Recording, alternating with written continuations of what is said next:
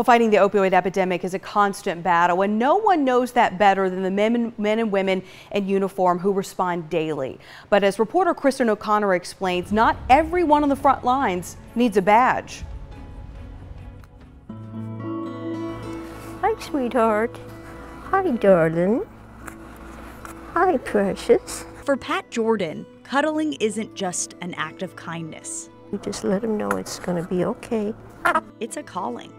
Pat has 6 grandchildren and 9 great-grandchildren, but the babies most people see in her arms aren't hers. It's very emotional, and I cry a lot up here. She says she cries because these babies inside the neonatal intensive care unit at Winnie Palmer Hospital are born with a condition the otherwise healthy newborns never had the chance to fight, caused by opioid addiction. Dr. Douglas Hardy treats about 150 babies a year born with neonatal abstinence syndrome. Whether it's heroin, whether it's some of the other opioid drugs. The mom's system absorbs the opioids and then it gets into the babies, and the babies then have to go through what's very similar to a withdrawal. Oftentimes, NICU volunteers spend the first critical hours of the infant's life keeping them calm, while their mothers can't be there. It's very, very difficult because,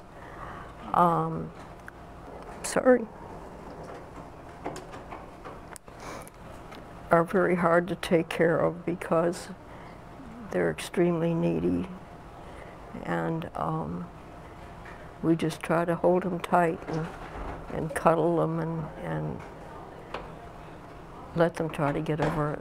They're very irritable, they're very uncomfortable, they don't socialize well, they don't like loud music, they don't like bright lights. Just being held by a volunteer is a tremendous improvement.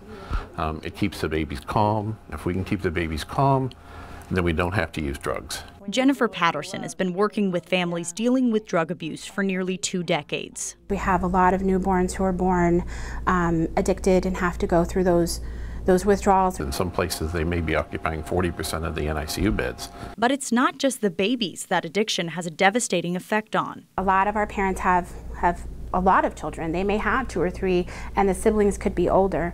And so it's affected them in school. I mean, it affects the families because of homelessness. They tend to be a little bit more transient because, you know, the parents are struggling to maintain employment.